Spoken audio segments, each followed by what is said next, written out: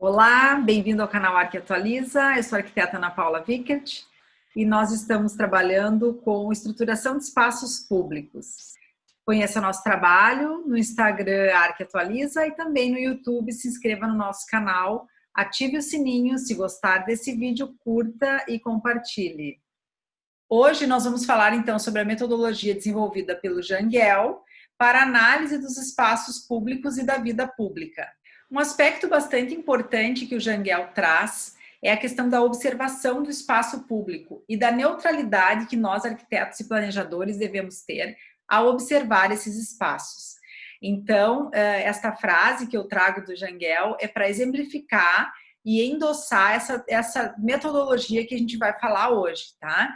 Que o observador deve ser o mais neutro possível, olhar sem julgar, né? Ser um ente invisível, não interferir e não julgar a forma como as pessoas estão usando o espaço público.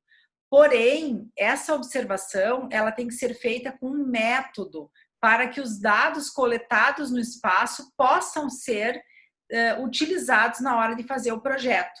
De nada adianta a gente só olhar, só sentir e não ter os dados para depois justificar as escolhas de projeto. Então, nesse sentido, o Jangel desenvolveu a metodologia e publicou o livro Como Estudar a Vida Pública, que é o que eu vou explicar um pouquinho aqui nesta aula de hoje, tá?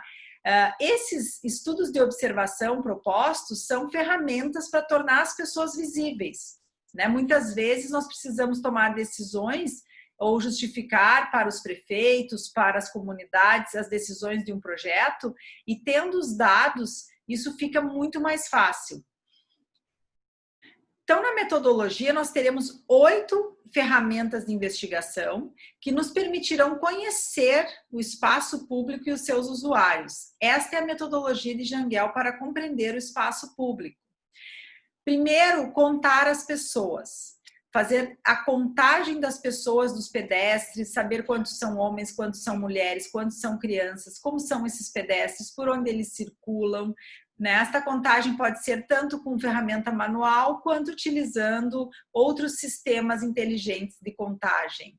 Temos que desenhar aquilo que a gente está percebendo, né? Então, aqui é o traçado do percurso dos pedestres em um determinado espaço urbano em Copenhague. Temos que caminhar, temos que colocar o nosso sapato confortável e andar nas ruas e perceber como as pessoas estão se relacionando com a cidade, como que elas estão usando a cidade, quais as dificuldades que elas eventualmente estejam tendo num espaço, quais as deficiências que você percebe nesse espaço, né? Então, isso tem que ser feito caminhando, percorrendo, olhar os traçados, né? Antes de fazer um desenho tão ortogonal, um desenho de planta, fazer um desenho que seja mais fluido e mais integrado com a paisagem. Fotografar. É importante ter a memória fotográfica. Eu gosto dessa imagem que eu fotografei durante um dos cursos de estruturação, que mostra a solução que foi dada para as pessoas não entrarem no chafariz da praça. Ele foi cercado. E essa foto, ela pode muito bem justificar intervenções da retirada desse gradil, em virtude de que as crianças ali à direita estão abraçadas na grade para olhar os peixes. Então, a fotografar é muito importante para trazer à memória aquilo que a gente está percebendo no espaço público. Manter um diário. Todo arquiteto, todo planejador deveria ter o seu caderno, o seu diário de anotações. É muito importante anotar as suas percepções com croquis, anotar os dados que foram coletados em campo, né? Testar possibilidades, né? Analisar, testar possibilidades. Nós temos hoje o urbanismo tátil que nos permite também testar possibilidades e vamos falar mais disso nas sequências.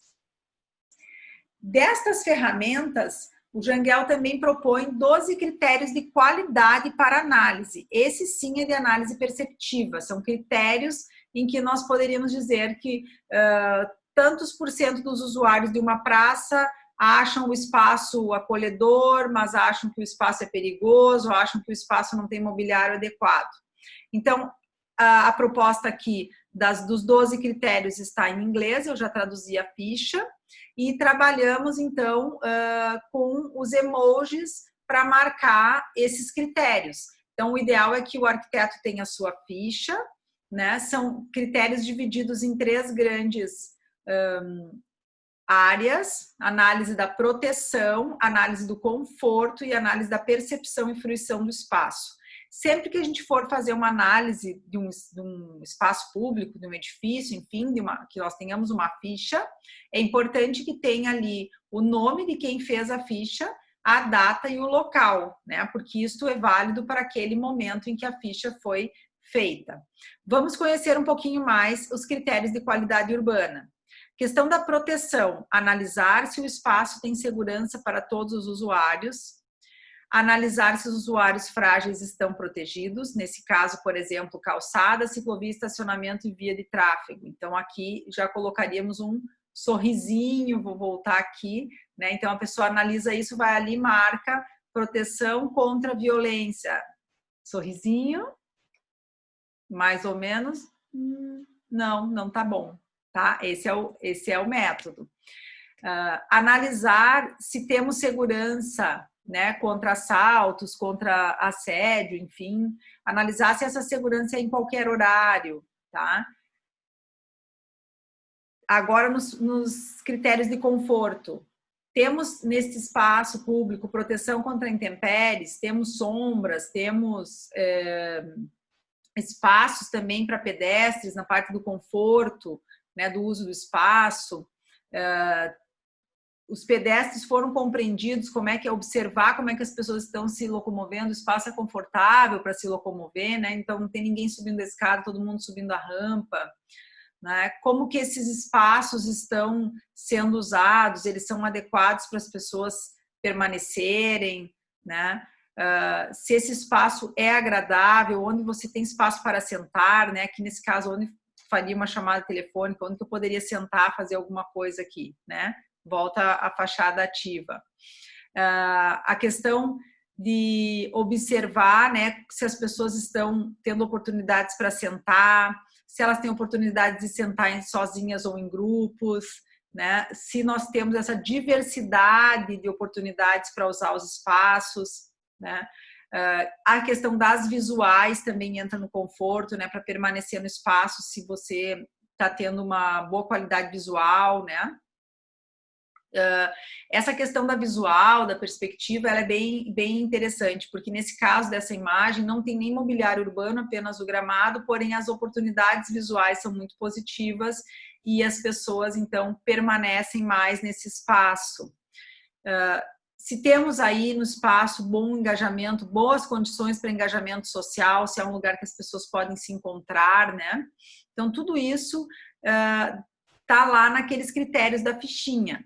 Se nós temos espaço para atividades, não precisa ser necessariamente uma academia ou um playground, mas espaços para as pessoas fazerem atividades, né? Se temos uma escala mais humana, né? Se esse espaço ele te aconchega ou se ele te expulsa.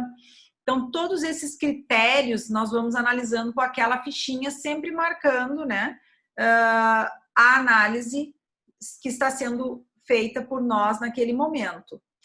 Se temos sol no inverno e sombra no verão, tá?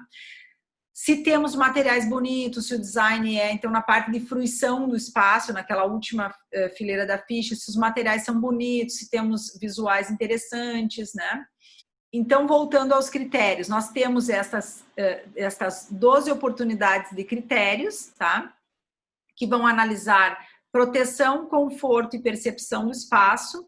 Obviamente que, como a gente vai marcar na tabela, né, se está legal, se está regular ou se está ruim, isso vem da nossa própria análise. Então, claro que o arquiteto que vai fazer esta análise, ele também tem que estar treinado, capacitado e com a sua percepção aguçada para ver com olhos, de enxergar, né? Então, temos que sair, eu digo, com olhos de ver as coisas, né? Não podemos levar esta ficha, de nada vai adiantar se nós deixarmos passar desapercebido algumas questões.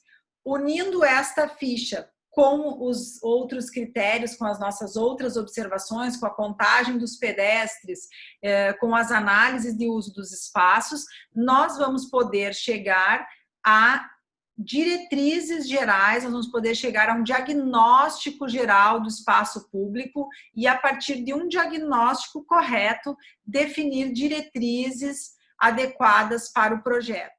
Então, estudar a vida pública vai exigir de nós esta questão da percepção, mas muito mais uma metodologia clara em que eu possa ter dados analisáveis e dados que me sirvam para o projeto. Né? A gente às vezes fala para os alunos que tem que estudar os condicionantes naturais, condicionantes legais, e eles ficam perguntando se vão usar isso na vida depois. É fundamental para que um projeto tenha um bom embasamento, para que ele tenha sucesso, esta reunião de dados prévia. Então, para fazer o projeto, preciso ir ao lugar, é preciso sentir, perceber e, mais além do que isso, coletar dados.